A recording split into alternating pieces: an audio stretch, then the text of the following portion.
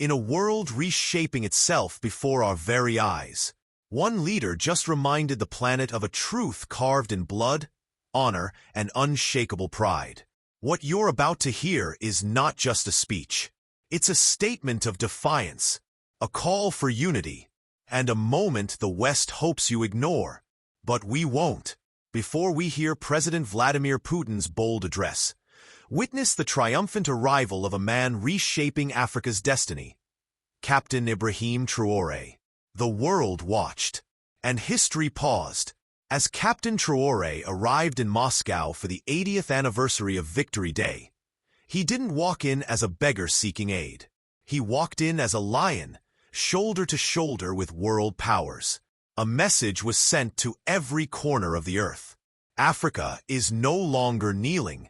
Then, President Putin stepped to the podium, firm and unshaken, to welcome leaders from 29 sovereign nations. Not just Western allies, but voices from Latin America, Asia, and Africa. "Ladies and gentlemen, dear friends," he began, and the world leaned in. "We thank you for coming to Moscow," he said, "to share in the joy of Victory Day, to honor the memory of those who saved humanity." Let that sink in. Not a day for division, but for remembrance, for unity.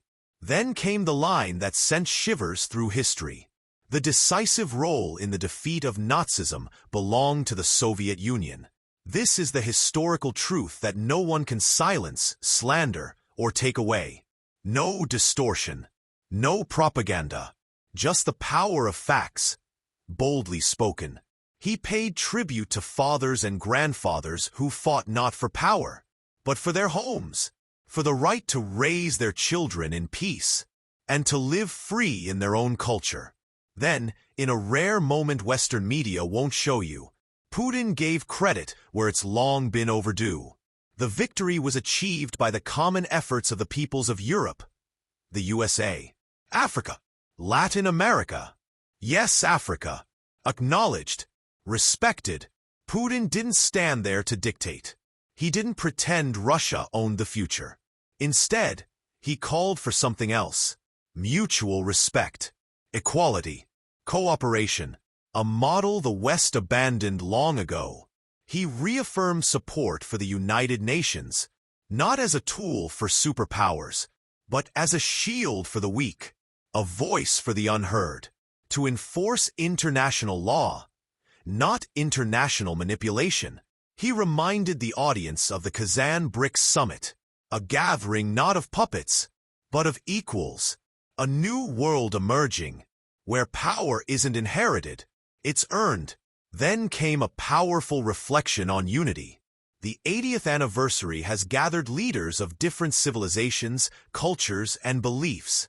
And this diversity doesn't divide us, it strengthens us. Let that echo across every African border. Diversity isn't a weakness. It's our weapon. Putin didn't speak just to Russia. He spoke to all nations. He called for justice and equality, for a world of equals, for indivisible security for all. All, not just the West. Then he raised a glass, not to himself, but to the generation of victors, to peace and prosperity, to you, our friends. No ego, just respect. Now listen carefully. When African leaders shake hands with Western presidents, it often looks like submission. But here, it looked like brotherhood. Captain Traoré stood tall, not as a guest, but as a partner. That image? Burn it into your mind. Russia didn't send orders. They extended a hand. And that tone matters, because for too long, Africa was dictated to. Now, we negotiate. No more puppets. No more puppet masters. Africa's voice is growing louder and clearer. Putin's speech wasn't just about World War II. It was about the next chapter. And who gets to write it? Africa is holding the pen. Every African youth watching this should ask, do we want another 100 years of exploitation? Or a century of dignity? The world is shifting. Let's shift with it. Don't let media blind you. They won't show you this, but we will, because truth doesn't beg for permission. This isn't just about Russia. It's about a world where Africa can breathe freely, where our leaders aren't mocked, but respected. If you're tired of the lies, if you're ready for Africa to rise, then share this message. Be the voice they can't silence. Like, comment, subscribe, because here, we don't just watch history, we shape it. If you believe in this message, support the channel, become a member, drop a super thanks. Let's build this platform together. From the BRICS Alliance to the streets of Ouagadougou, the winds are changing, and they blow in our direction. We've seen what the West's future looks like. Debt, war, and dependency. Now let's build ours.